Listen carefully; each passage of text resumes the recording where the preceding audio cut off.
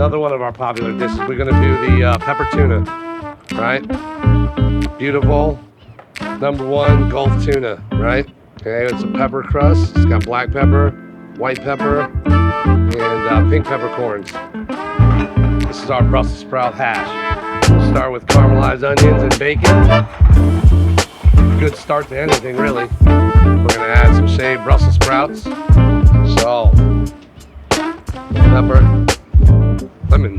All right, so this pan looks like it's getting to where we want it to be. So the idea is to toast the peppercorns on the outside of this tuna, really not cook it too much. We serve this rare.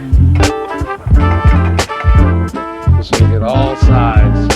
Just see how it's getting a little toasted. That's what you're looking for. You can smell that peppercorn. That's what makes it our hash. Some little fried potatoes going in there. What is that? We'll let it rest for a second. All right. Now we're going to plate. Hash. A lot of potatoes. Again, all that bacon. Get this beautiful piece of tuna. Get this red Fresno chili vinaigrette. And garnish it with some Oak Farm microgreens, a little chili thread. Pepper tuna.